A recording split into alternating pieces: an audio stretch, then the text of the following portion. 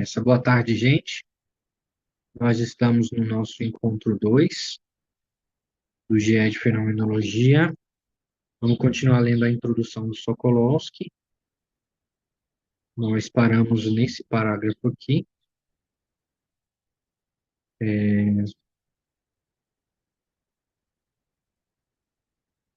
Nós paramos nesse parágrafo aqui. Vamos continuar aqui, no esboço do livro. E repetindo, né, esse grupo é aberto ao comentário de todos, né, é aberto ao debate. Então, ninguém tem a palavra final, certo? O importante aqui é nós chegarmos a uma compreensão o mais entenda a posição do outro, né? O outro entenda a nossa posição e nós possamos chegar num consenso. Eu acho que é esse que ganha o debate, né? Aquele que adquire a verdade, seja porque ele adquire uma verdade do outro, seja porque o outro corrige, ou seja porque ele ajuda o outro a compreender alguma coisa. Vamos continuar. Todos devem falar, todos se quiserem, né? Encorajados a falar, criticar, discutir. Vamos nessa. Quero agradecer ao Clemson por gravar o nosso encontro hoje e vamos dar início. Esta introdução à fenomenologia geralmente usa a terminologia formulada por Russell e se tornou padrão no movimento. O capítulo 1 discute a intencionalidade, o tema central da fenomenologia, e explica por que é um importante tópico em nossa filosofia e em nossa situação cultural atual. O capítulo 2 desenvolve um exemplo simples do tipo de análise que a fenomenologia proporciona para dar ao leitor uma amostra de seu estilo de pensamento. O capítulo 3 examina três principais temas da fenomenologia: partes e todos. Eita, o que eu fiz aqui? Partes e todos, identidade em multiplicidades e presença e ausência. Estas três estruturas formais pervadem a fenomenologia. E se estamos alertados de sua presença, ponto de muitas questões pode ser mais facilmente captado. Poderíamos também reivindicar que, enquanto os temas de partes de todos, identidade em multiplicidades, um e muitos, são encontrados em quase todas as escolas filosóficas, o estudo explícito e sustentado de presença e ausência é original na fenomenologia. Neste ponto do livro, após havermos apresentado um número de análises fenomenológicas, torna-se possível voltar atrás e explicar o que é a fenomenologia como uma filosofia e mostrar como a sua forma de pensar difere da experiência pré-filosófica. Essa definição inicial de fenomenologia é dada no capítulo 4, no qual a atitude fenomenológica é distinguida da atitude natural. Os próximos 3 capítulos desenvolvem investigações fenomenológicas concretas em diferentes áreas da experiência humana. O capítulo 5 examina a percepção e suas duas variantes, memória e imaginação. Percepção, memória e imaginação, que são áreas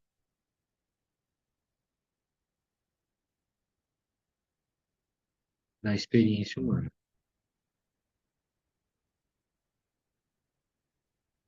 Examina o que chamaríamos de transformação interna de nossas percepções. Além de ver e ouvir coisas, nós também nos recordamos, antecipamos e fantasiamos, e assim fazendo, vivemos uma vida consciente particular e até secreta. O capítulo 6 passa a uma transformação mais pública de nossas percepções para palavras,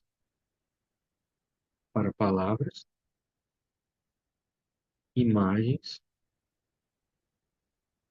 e símbolos. Aqui estamos conscientes das coisas externas que não são meramente percebidas, mas interpretadas como imagens ou como palavras ou outros tipos de representação. Finalmente, o capítulo 7 introduz o tema do pensamento categorial, no qual não apenas percebemos coisas, mas as enunciamos, manifestando não apenas objetos simples, mas arranjos e estados de coisas. No pensamento categorial, nos movemos da experiência de objetos simples para a apreensão de objetos inteligíveis. Este capítulo também contém um tratamento importante de significados, sentidos e proposições.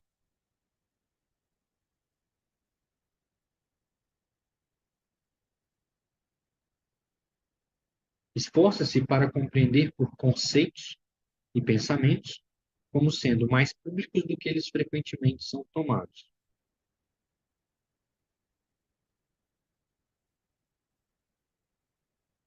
Tenta mostrar que os sentidos e proposições não são entidades psicológicas, mentais ou conceituais. Compreender proposições e sentidos e compreender, cadê? Perdi. Compreender proposições e sentidos no modo correto é de uma importância crucial na discussão da natureza da verdade, especialmente no clima filosófico gerado pela filosofia moderna.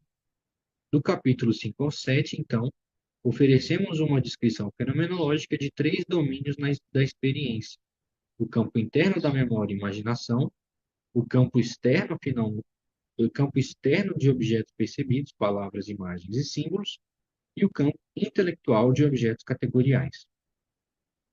O capítulo 8 examina o si, ou o ego, como identidade estabelecida dentro de todas as intencionalidades previamente descritas. O si é descrito como o agente responsável pela verdade. Ele é identificado dentro das memórias e antecipações, bem como na experiência intersubjetiva, e executa os atos cognitivos pelos quais os objetos intelectuais mais elevados, tais como o estado de coisas e grupos são apresentados. Ele é identificado dentro das memórias e antecipações, bem como na experiência intersubjetiva, e executa os atos cognitivos pelos quais os objetos intelectuais mais elevados, tais como estados de coisas e grupos, são apresentados. O si é quem toma a responsabilidade pelos reclamos que faz. A questão do si, ele está falando do ego, né? O eu direciona logicamente no capítulo 9 ao tópico do tempo e ao tempo interno da consciência, o qual subjaz à identidade do si. A temporalidade é a condição para percepções, memórias, antecipações e para o si que vivifica, que vive nelas, que viva nelas. Está falando aqui algumas coisas, né?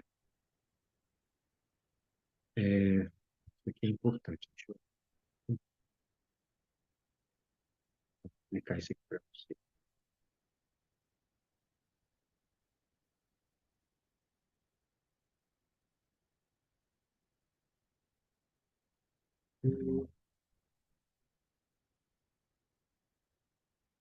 Tá bom. Aqui, o si é quem toma a responsabilidade pelos reclamos que faz. A questão do si direciona logicamente no capítulo 9 ao tópico do tempo e ao tempo interno da consciência, o qual subjaz a identidade do si. Eu vou só resumir para vocês, talvez a gente repita esse raciocínio muitas vezes aqui no grupo de estudo, e talvez seja bom repetir ele aqui, introduzir ele aqui também, que é a eporré fenomenológica. A eporré, eu já falei algumas vezes, mas eu gostaria de repetir também algumas vezes, é um cogito. Um cogito que, né, pelo qual nós não sabemos e não sabendo se o mundo que nos cerca é verdadeiro, se as nossas crenças são verdadeiras, se o mundo existe e tal, se nada e nenhum conhecimento é certo para a gente, a única coisa que resta é a consciência desse mundo. Se nós sabemos que nós temos essas memórias, essas aparições do mundo que nós não sabemos que sejam verdade, nós temos essas coisas que nós não sabemos verdade, mas elas aparecem para a nossa consciência, é indubitável, ao menos que elas aparecem à nossa consciência, né? E, portanto, a consciência é um ego, né? Ela é um ponto zero. E é isso que se chama de eu puro. Esse eu que vê a consciência, vê o mundo com os próprios olhos e o mundo é visto pelos seus olhos, tem essa intencionalidade, essa ligação essencial entre eu e mundo, entre ver e visto, essa ligação essencial, o eu puro, essa intencionalidade da consciência, é esse ego. Esse ego do qual se pode falar tudo o que está dizendo aqui.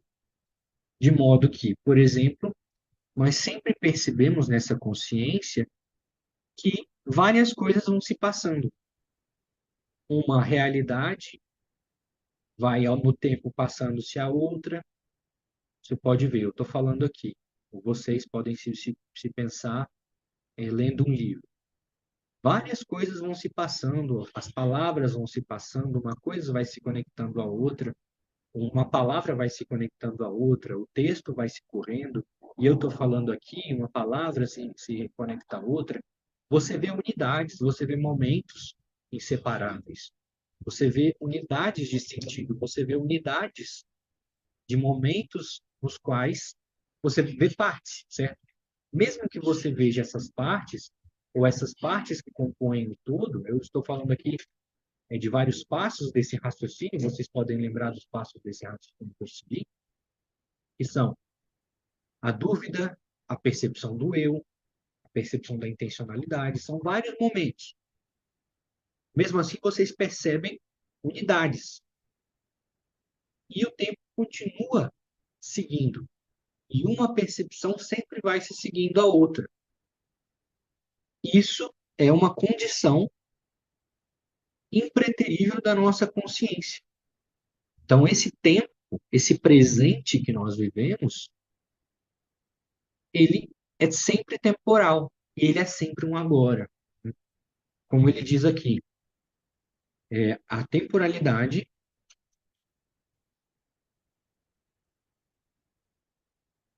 a temporalidade é a condição para percepções, memórias, antecipações e para o si, o eu, que viva nelas. Por outro lado, aqui, ó, o si é quem toma a responsabilidade pelos reclamos que faz. Ou seja, não existe ato do ego que seja senão do ego. Então, ele tem responsabilidade. Vem dele, do ego, né? De cada um, si mesmo, né? O ego é um si mesmo. Por exemplo, eu tenho um eu, o Carlos tem, o Carlos pode se dizer um eu, o Clemson pode se dizer um eu. Então, o si mesmo, esse ego que realiza esses atos, porque ele mesmo realiza esses atos e nós nos percebemos sempre dessa maneira, como eu tenho esse ponto zero, é daqui que parte a minha vida, eu não posso ser outra coisa senão responsável, certo? Alguém tem algum comentário, alguma discordância, alguma coisa, alguma análise que quer acrescentar? Tranquilo, Luiz. E você, Carlos?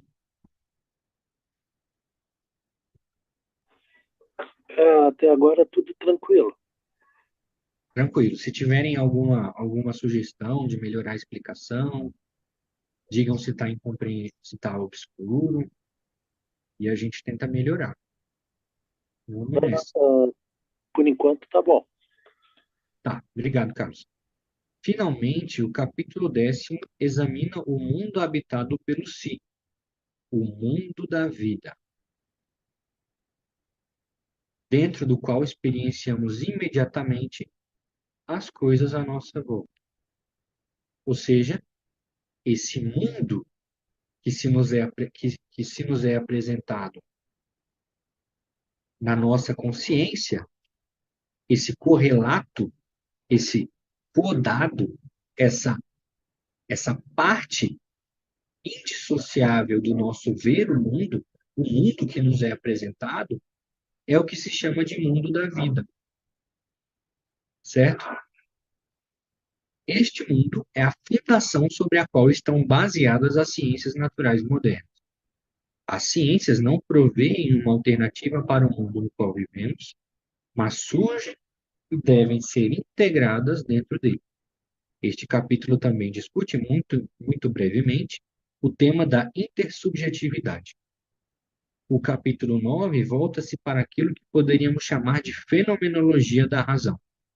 Examina não só as várias intencionalidades que exercemos, mas se poderia chamar mais especificamente aquela que se dirige para a verdade das coisas, aquilo a que se poderia chamar de evidências.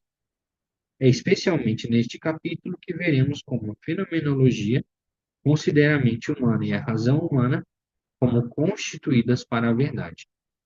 O capítulo 12 discute a intuição eidética, o tipo de intencionalidade que descobre características essenciais das coisas, características sem as quais não poderiam, características sem as quais as coisas não poderiam ser. A evidência eidética alcança não apenas a verdade factual, mas a verdade essencial.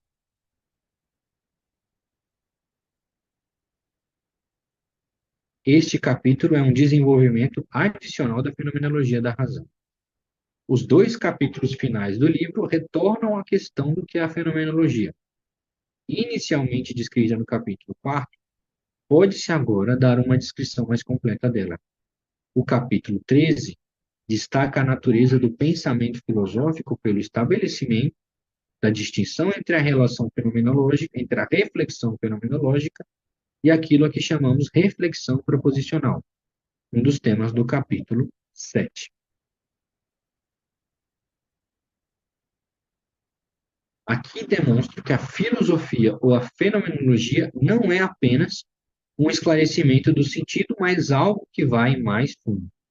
As distinções estudadas neste capítulo destacam mais claramente ambos, que é filosofia e que são conceitos, sentidos e proposições.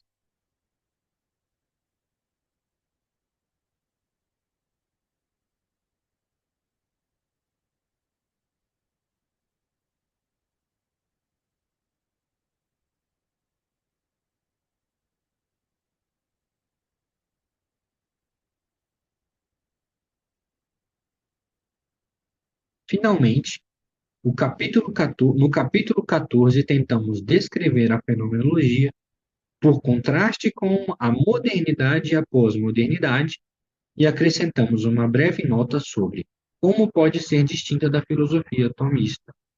Definimos a fenomenologia localizando-a na nossa situação histórica presente.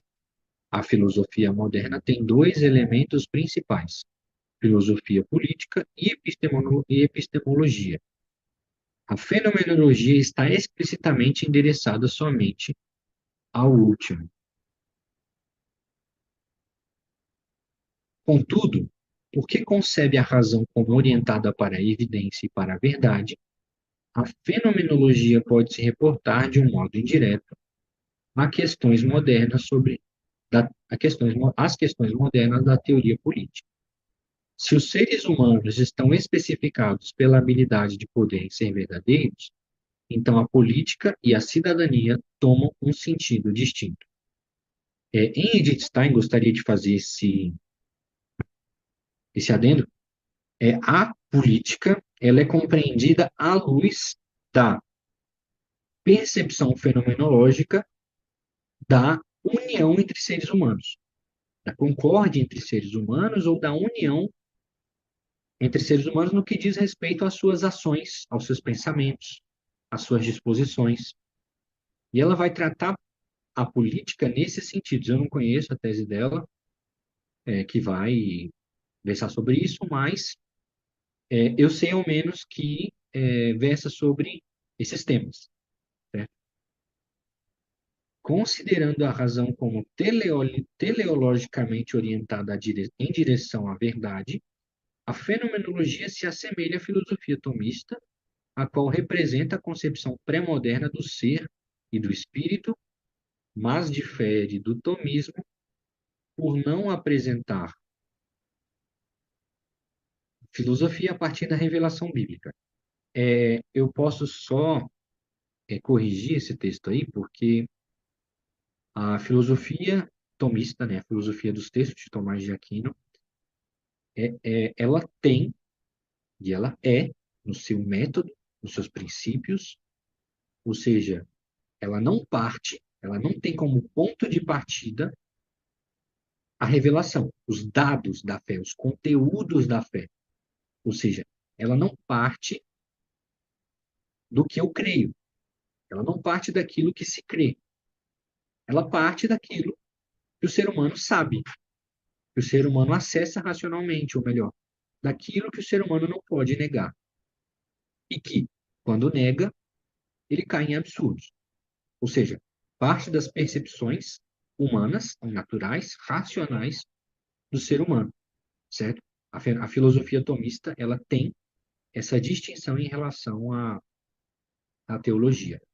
Mas isso que ele está falando se aplica em muito às filosofias agostinianas. As filosofias agostinianas, elas têm um adágio que se chama creio para entender e entendo para crer. Outro adágio é se não crerdes, não entendereis.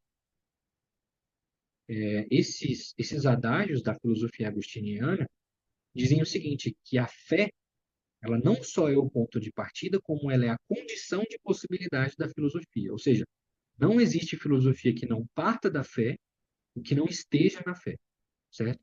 Essa é uma visão agostiniana de razão, que não é a visão tomista de razão, certo?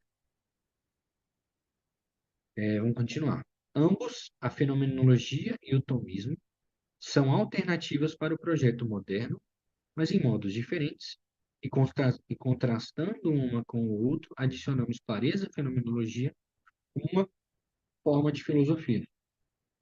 Alguém gostaria de fazer uma crítica, um comentário, ou alguma correção, pedido de esclarecimento?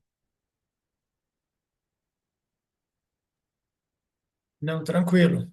Só é complexo, mas tá tranquilo. Beleza, então vamos seguir. Você, Carlos?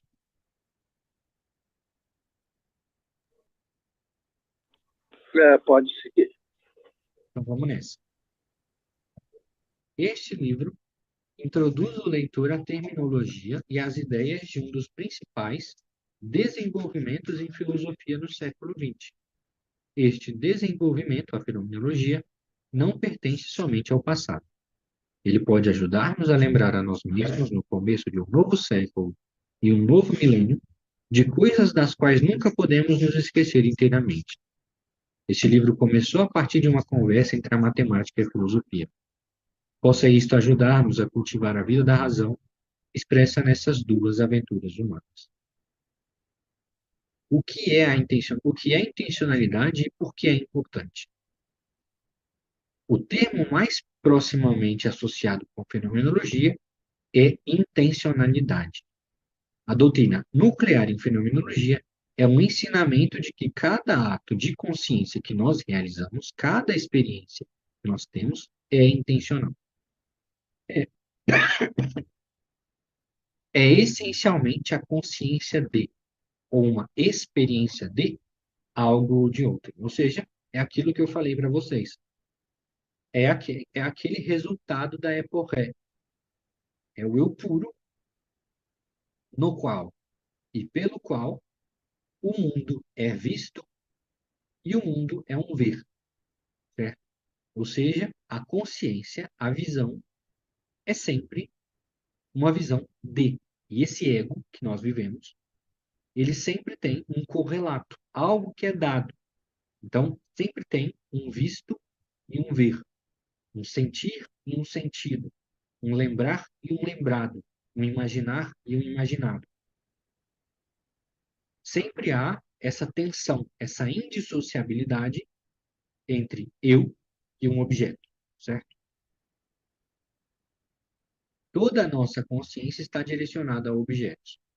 Se nós vemos algum objeto visual, tal como uma árvore ou um lago. Se nós imaginamos, nossa imaginação apresenta-nos um objeto imaginário, tal como um carro que visualizamos, descendo a estrada. Se nós estamos envolvidos em uma recordação, recordamos um objeto passado. Se nós tomamos parte num julgamento, projetamos uma situação, um fato. Cada ato de consciência, cada experiência correlata com o objeto. Cada intenção tem seu objeto intencionado, ou seja, cada ação, qualquer ação humana, qualquer agir, passar de um não ser para um ser, sempre tem um objeto. Eu vou colocar aqui uma reflexão da Einstein para mostrar essa passagem do não ser para o ser, e nisso a gente pode ver que sempre tem um objeto. Por exemplo, ela diz que a existência, chamada de ato, pode ser, o ato de Aristóteles, pode ser esclarecido da seguinte maneira: nós sabemos que o nosso passado não é mais, que o nosso futuro ainda não é. O que resta, que existe, é o nosso presente. Esse presente é a existência, é o ato. E nós sabemos que nessa existência, os objetos individuais do mundo, todos os objetos que nós percebemos com essa mesma consciência, com esse eu puro, permanecem. Eles mudam, mas algo deles permanece. Isso são as substâncias, chamadas as substâncias aristotélicas. Agora, essas mudanças, esses deixar de ser dos objetos, ou esses tornar-se, esses algo tornado, por exemplo, um cachorro que passa a correr, um cachorro que passa a brincar, um cachorro que passa a dormir, um cachorro que morre, um cachorro que fica doente, um cachorro que sofre de câncer, são essas mudanças que ele adquire, certo? Só que nós vemos um cachorro, uma galinha, aqui na existência, na nossa consciência, no nosso presente, e ela não é isso tudo. Ela não está, ela não existe, ela não é em ato, tudo isso. Mas nós sabemos que tudo isso é possível. Tudo isso está ali, mesmo que não seja necessário, mesmo que isso não vá se tornar dessa forma. Isso é a potência. Agora, o que isso tem a ver com o que a gente está falando? No caso do ser humano, as nossas potencialidades, todas as nossas potencialidades, esses atos que nós não estamos realizando agora, eles sempre são correlatos de um ato. Sempre é um ato, uma existência que nós vamos alcançar. Mas esse mesmo ato, essa mesma existência alcançada, ela é um algo alcançado. Pensar sempre tem um pensado alcançado. Desculpa esse português macarrônico, né? Que dificulta a compreensão, mas a memória, o lembrar tem algo lembrado. Esse ato, em relação a essa potência, sempre tem um objeto, algo que nós nos tornamos.